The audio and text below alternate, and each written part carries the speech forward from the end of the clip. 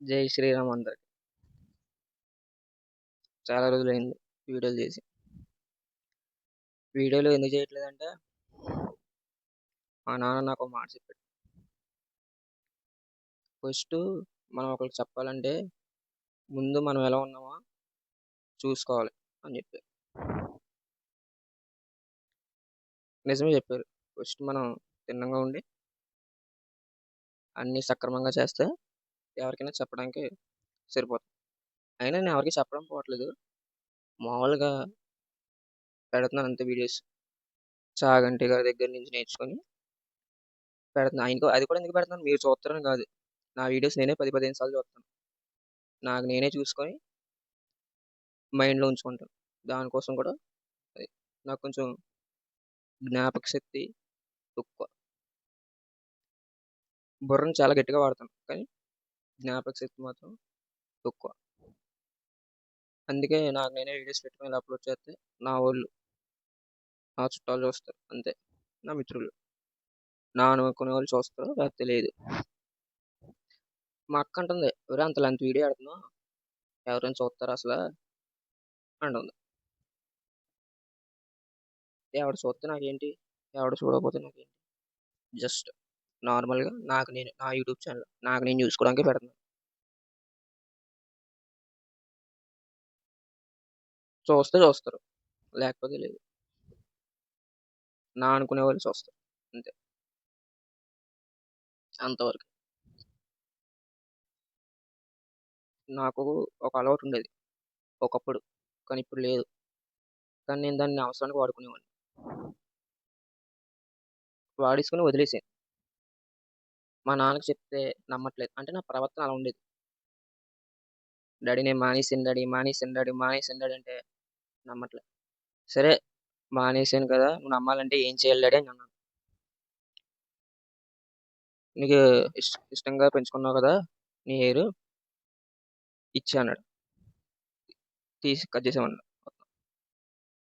ఏమన్నా ఇంకా ఇంకా ఆయన ఇంకా అదే అనుకున్నారు ఇంకా. ఇలాగా ఇంకా ఆయన మాటలు భరించాక సరే డాడీ ఇచ్చేస్తాను అని చెప్పాను. ఆయనే కత్తి తీసుకొని మొత్తం బస్ చేసేసాడు నాది.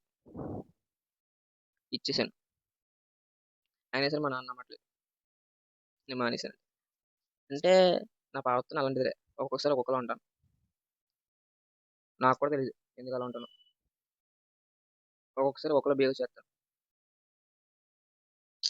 కట్ చేసిన తర్వాత చాలా బాధపడ్డాను. నాతో పాటు ఆయన కూడా చాలా బాధపడ్డారు. సర్లే ఏదైతే అది అయింది. ఏం జరిగినా మన మంచిగా అనుకోవడం కాబట్టి అంతా మన మంచికే. చాలా మంది ఆ, కాశీ ఎట్టుకున్నాం, చిన్న ఎట్టుకున్నాం, నరసింహ ఎట్టుకున్నాం అంటున్నారు. పేరు అదే యూజర్ నేమ్. మా ఫ్రెండ్స్ అడిగాడు ఒకడు, అదే చెప్పాడు. అందుకే ఎందుకు అలా ఎట్టుకున్నాను చెప్తున్నాను. ఫస్ట్ కాశీ గురించి చెప్తాను. కాశీ అంటే మా మావయ్య. మా అమ్మమ్మకి ముగ్గురు.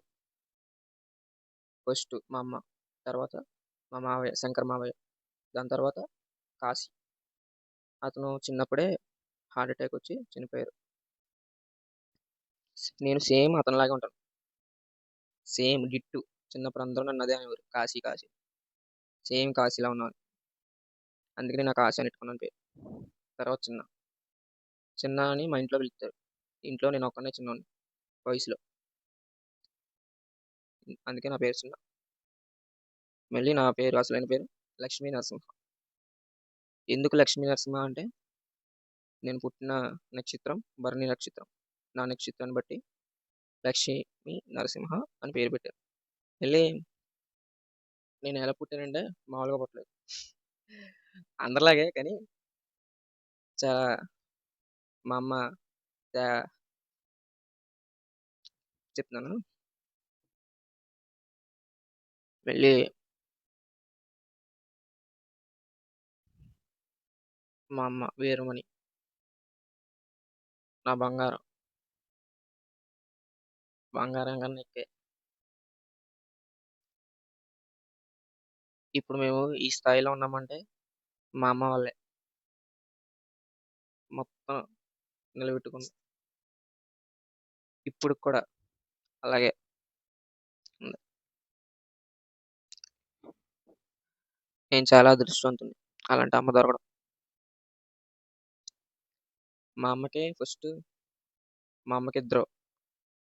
మా అక్క, నేను. కానీ ఫస్ట్‌లో ఒకళ్ళు ఉండేవారు గర్భంలో.